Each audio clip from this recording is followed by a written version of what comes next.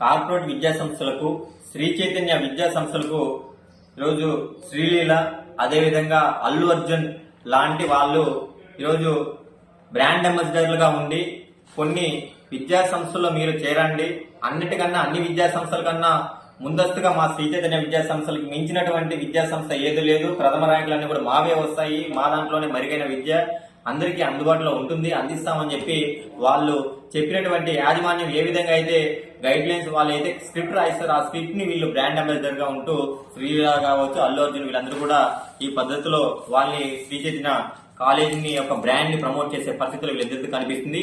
వీళ్ళు లక్షల రూపాయలు దోచుకోవడం కోసం ఈరోజు లక్షలాది మంది విద్యార్థులు, వారి యొక్క తల్లిదండ్రులు వీళ్ళు ఏదైతే బ్రాండ్స్ ప్రమోట్ చేస్తున్నారో శ్రీ చైతన్య కాలేజీ మంచిగా ఉంది, మెరుగైన విద్య అందిస్తుంది, ప్రతి ఒక్కరిని కూడా ఆ పద్ధతిలో ఉన్నత స్థాయి శిఖరాలకు చేర్చే విధంగా ఉంటుందని చెప్పి శ్రీలీల గారు కావచ్చు, అల్లు అర్జున్ గారు చెప్పే మాటలు నమ్మిలో చాలా మంది ఈ విద్యా సంస్థలో చేరిపోయేసి వారి యొక్క ఉన్నత స్థాయిలకు కాదు కదా, కనీసం వారు తిరిగి ఇంటికి వెళ్తారు లేని పరిస్థితుల్లో ఈరోజు శ్రీ చైతన్య విద్యా సంస్థల హాస్టల్లో ఆ విధంగా ఇబ్బందులు ఎదుర్కొన్నారు.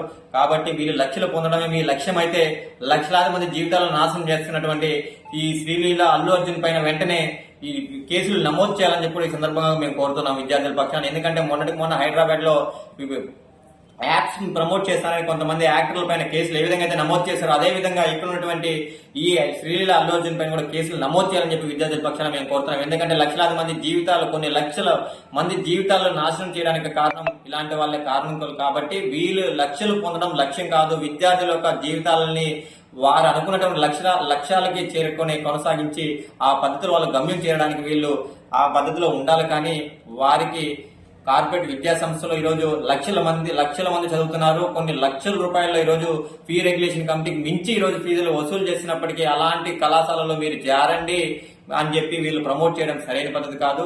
అందుకన్నా ముఖ్యంగా ఏంటంటే ర్యాంకులు. మీరు ఒక విద్యా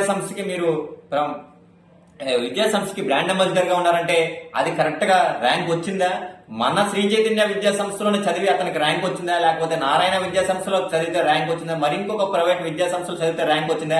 అసలు ఆంధ్ర రాష్ట్రంలో ఈ ర్యాంక్ వచ్చిందా లేదా తెలియకుండా కూడా వీళ్ళు యాడ్స్ ఇస్తే ఈరోజు ఆంధ్ర రాష్ట్రంలో ఉన్నటువంటి రెండు తెలుగు రాష్ట్రాల్లో విద్యార్థుల్ని వాళ్ళ తల్లిదండ్రులు మోసం చేసే పద్ధతిలో 111, 222 అని ర్యాంకులు ఎక్కడో కొన్ని నార్త్ లో వచ్చే ర్యాంకులు కూడా మన ఆంధ్ర రాష్ట్రంలో కళాశాల పైన 1122, జేఈ మెయిన్స్ 1, నీట్ 1, ఎంసెట్ 1 అని చెప్పి ఈరోజు ఈ విద్యా సంస్థలతో కూడా బోర్డులు వేసుకుని విద్యార్థుల్ని వాళ్ళ తల్లిదండ్రులు మోసం చేసి అడ్మిషన్ చేసుకునే పరిస్థితి కనిపిస్తుంది. కాబట్టి ఇలాంటి వాటిపైన వెంటనే చర్యలు తీసుకోవాలని చెప్పి కూడా మేము ఈ సందర్భంగా విద్యార్థుల పక్షాన, వారి తల్లిదండ్రుల పక్షాన ఏఐఎస్ఎఫ్ గా రాష్ట్ర ప్రభుత్వం డిమాండ్ చేస్తుంది.